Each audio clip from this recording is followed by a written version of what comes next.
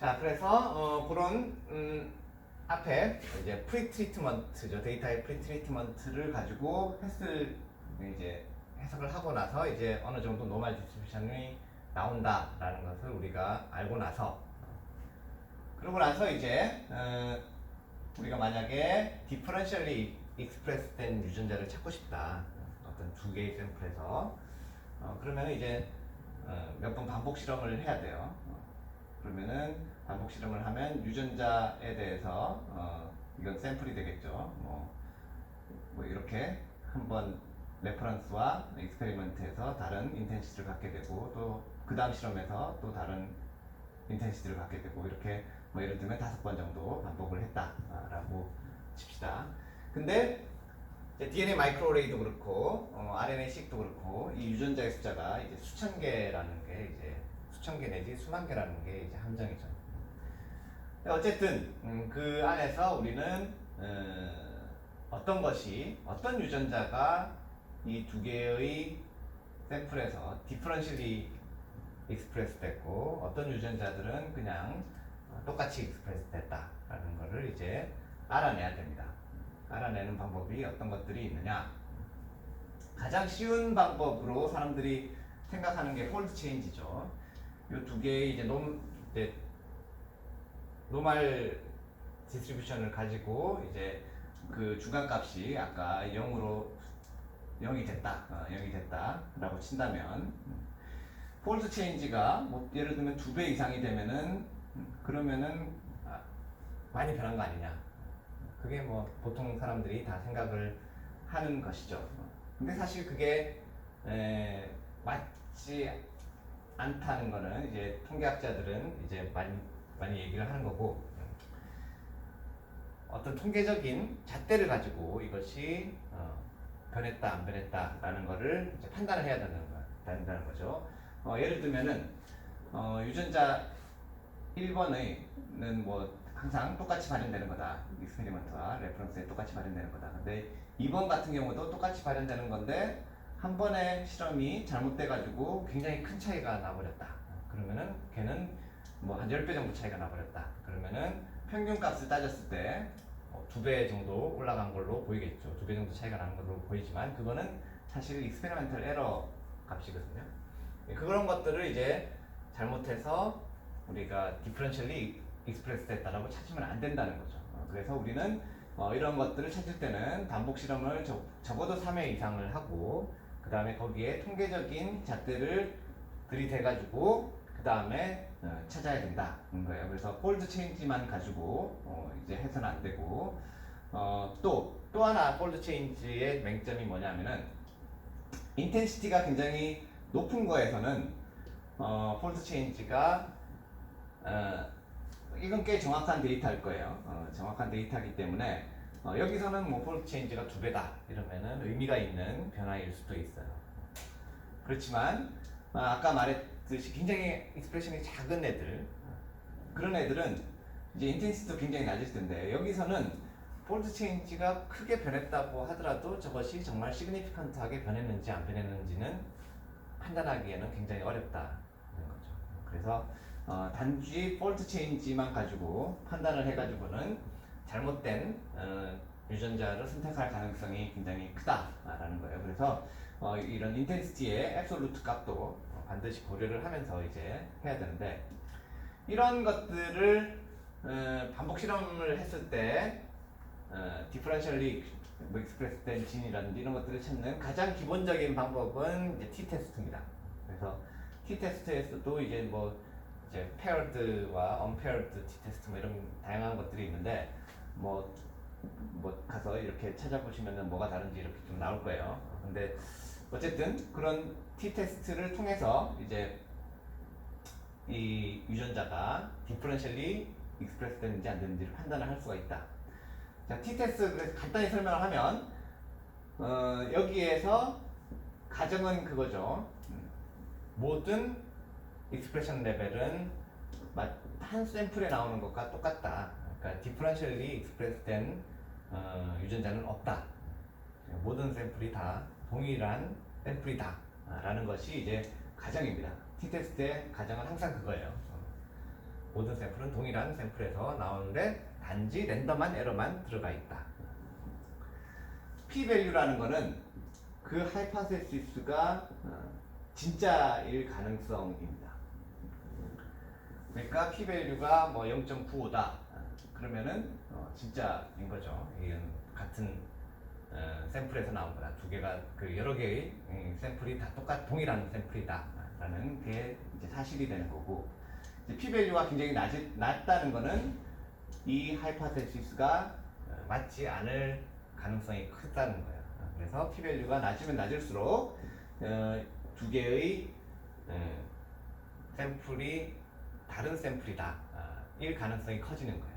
그래서 뭐 예를 들면은 p-value가 0.01이다, 0.01 이하다. 그러면은 이 익스프레션 레벨이 달라졌을 가능성이 이제 99%가 되는 거죠. 그렇게 해석을 하면 되는 거고요. 그래서 뭐 p-value를 계산하는 거는 단지 이렇게 그 두 개의 average 값이 달라진 것만 고려를 하는 것이 아니라 그 variance도 고려를 합니다. 그래서 이 중간에 얼마나 많은 것들이 들어있느냐, 그러니까 그 다음에 이 variance가 두 개가 같으냐 다르냐, 이런 때는 이제 unpaired를 써야 되고 이럴 때는 paired를 쓰고 뭐 이런 것들이 있는데, 어쨌든 그런 것들을 다 고려를 해서 이것이 정말로 다르냐 안 다르냐를 이제 반복 실험을 통해서 그 결정을 하는 것이 이제 t-테스트입니다. 뭐 그 정도는 이제 아실 거라고 생각이 되는데, 여기서 보면은 이제 뭐 베리언스가 같을 때는 이런 t-테스트를 쓰고 베리언스가 다를 때는 뭐 이런 것들을 쓴다.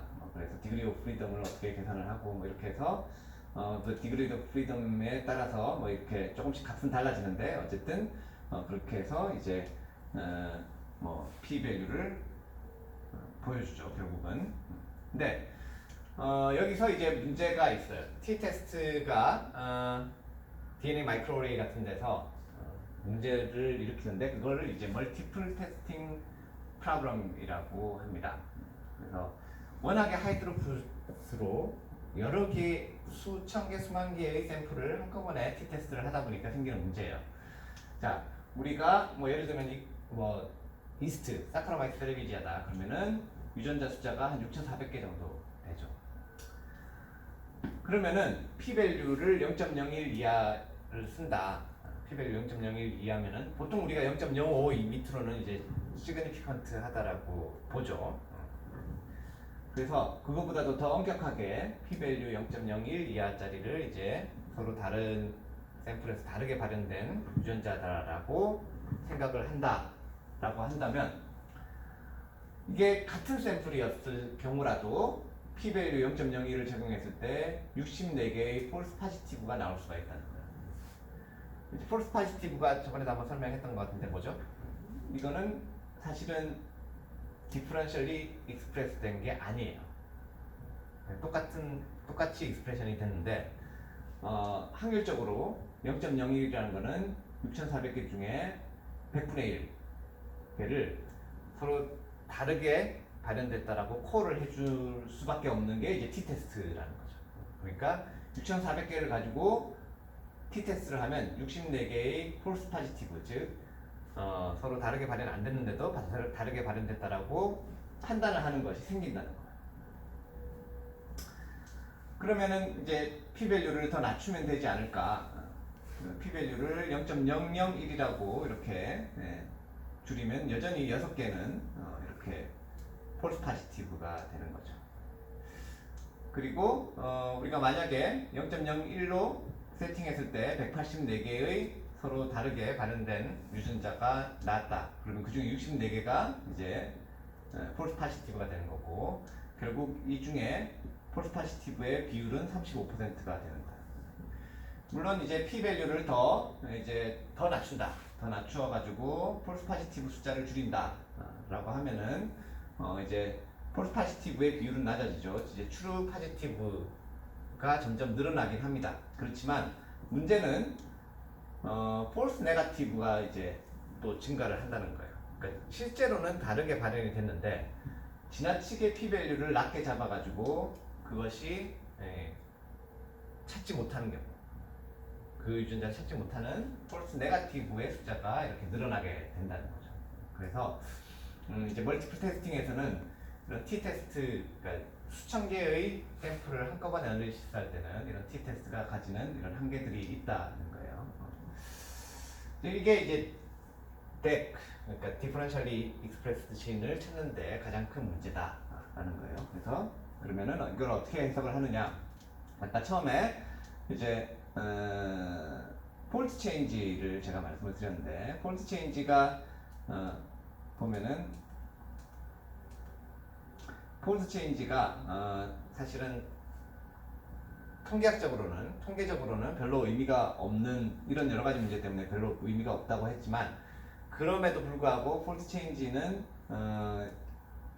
이 트랜스크립토믹스에서 어떤 의미를 줄 수가 있어요. 그래서 그러면은 이 p 밸류와 폴트 체인지를 동시에 고려를 해보자. 그래서 예를 들면은 폴트 체인지가 2배 이상 벌어지고 업이 되든가 다운이 되든가 2배 이상 벌어지면서 p 밸류도, 이 x축은 이제 폴트 체인지죠. 폴트 체인지가 2배 이상 증가하거나 감소한 경우를 표시를 해주는 거고, 그러면서도 p 밸류, 이 마이너스가 붙었으니까 이게 0.05 밑으로거든요. 그래서 p 밸류도 낮은 것, 요 두 개를 다 만족시키는 거를 찾는 것이 하나의 가장 그래도 쉬운 방법입니다. 그래서 이런 식으로 진짜로 디퍼런셜리 익스프레스 행진을 찾는 하나의 방법이 이제 볼케이노 플랫, 이거를 이제 볼케이노 플랫이라고 부르거든요. 그래서 이 부분에 있는 것이 진짜로 변화된 유전자, 익스프레션이 변화된 유전자일 것이다 라고 찾는 것이고요. 그거보다 조금 더 통계적으로 좀 더 발달한 방법이 이제 폴스 디스커버리 레이트라는 것이 있습니다. 그래서 이거는 뭐냐 하면은, 예를 들면은 우리가 11,000개의, 여기 보면은 11,000개의 유전자가 있다. 근데 그 중에 10,000개는 익스프레션 레벨이 변하지 않은 거예요. 2개 example에서. 근데 1,000개는 이제 2개 example에서 진짜로 변한 거죠. 그래서 이 1,000개를 찾아야 돼요, 우리가. 1,000개를 11,000개의 샘플 중에서 이 1,000개를 찾아야 되는데, 어느 게 진짜로 이 1,000개인지는 안 알려져 있죠. 우리는 알 수가 없어요. 근데 이제 p 밸류를 가지고 그걸 찾아야 된다는 거죠. 그래서 이건 이제 artificially generation 된 이런 데이터입니다. 그래서 10,000개의 진짜로 익스프레션이 변하지 않은 걸 가지고 실험을 해가지고 p 밸류를 계산했을 때 당연히 이런 식으로 히스토그램이 나오겠죠. 예를 들면은 그 p 밸류가 0.95에서 1 사이에 있는 것이 0.500개, 그 다음에 0.95에서 0.9 사이에 있는 게 500개, 그런 것들이 쭉 다 500개 안팎으로 쭉 나오겠죠. 그래서 얘네들은 실제로는 서로 다르게 발현된 것이 아닌 것입니다. 그렇지만 걔네들도 확률적으로 0에서 0.05 사이에도 500개의 그런 것들이 나올 수가 있는 거죠. 그것이 이제 t-테스트의 한계라고 했었죠.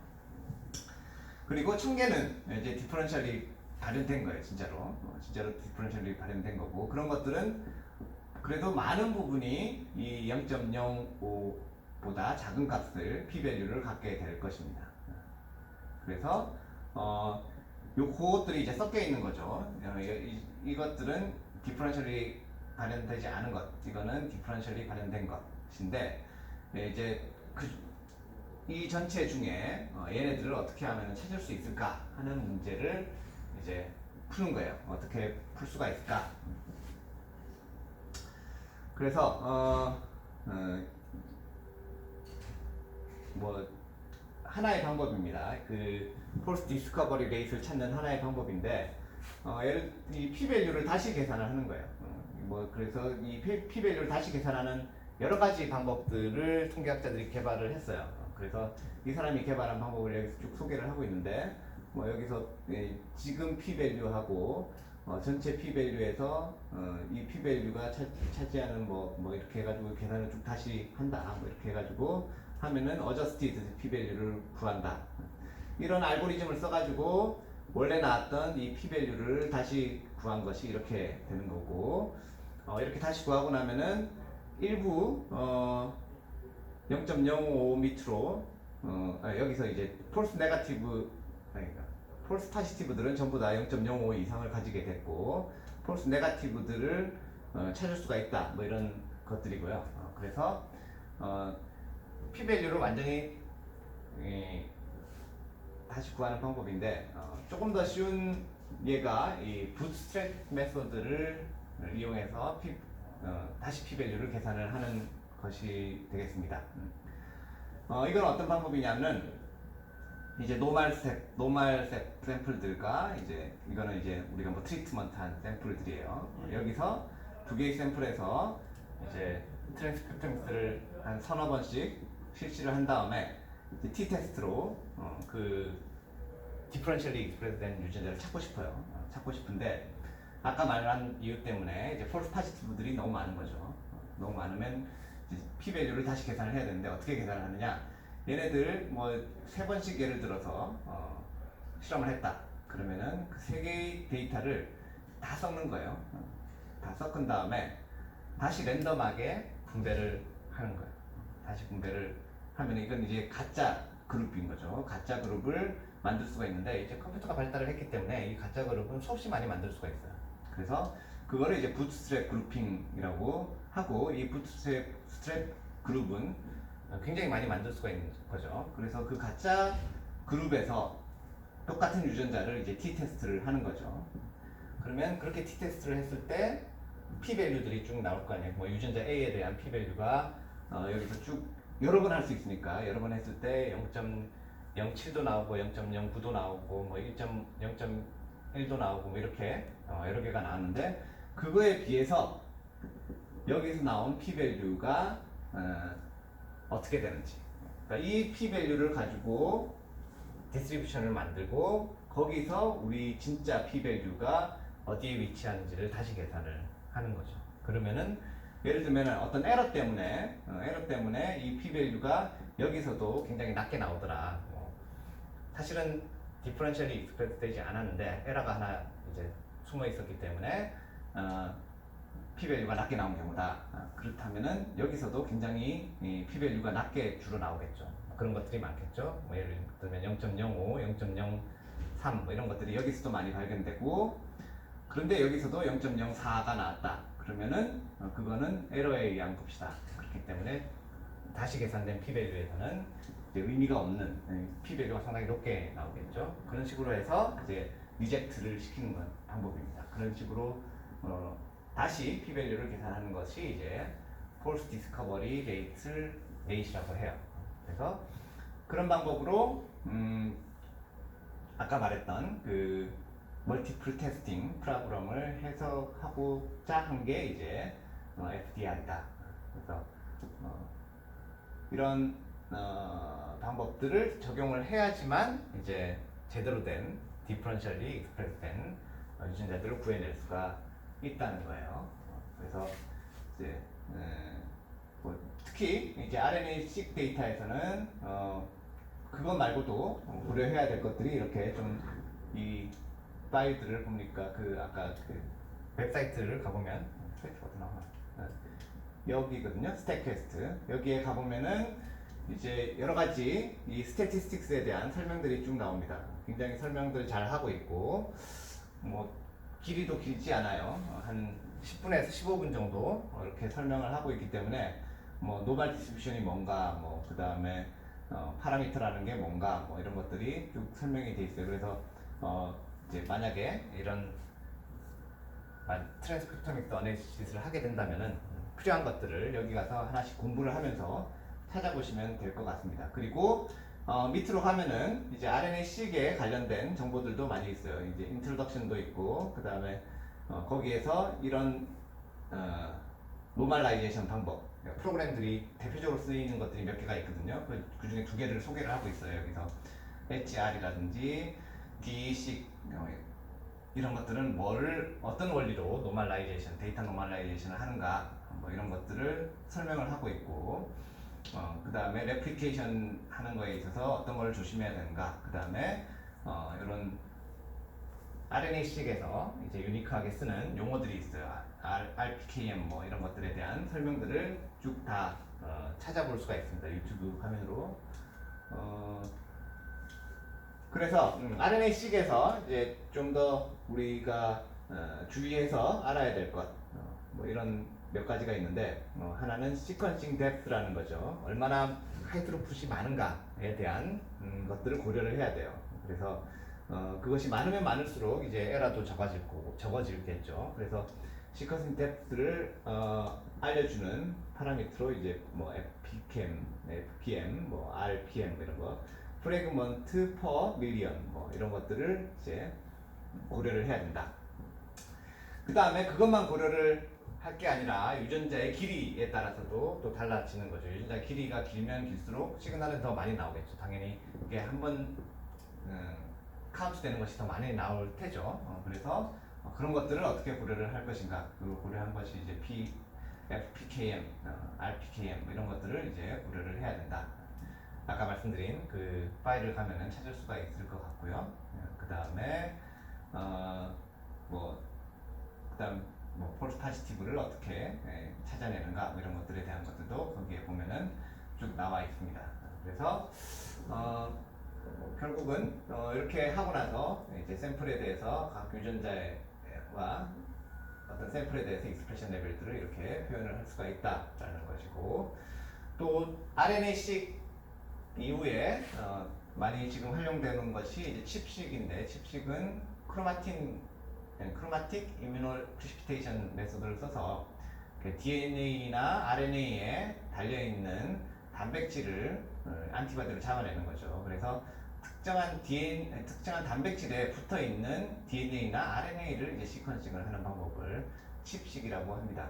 그래서 뭐 예를 들면은 이걸로 리보좀을 잡아가지고 리보좀에 달려있는 RNA를 이렇게 시퀀싱을 하게 되면은 트랜스레이션이 어떤 유전자들이 많이 되고 있는가 이런 것들을 알 수가 있게 되는 겁니다. 그래서 요즘 이런 그 시퀀싱 테크닉들이 굉장히 발달을 하고 있기 때문에 여러분들이 이런 것들을 잘 알고 필요할 때 이용을 하면은 굉장히 좋은 피노타입 데이터들을 얻을 수가 있다라는 거죠. 그래서 그게 이제 디퍼런셜리 익스프레스된 유전자를 찾는 방법입니다.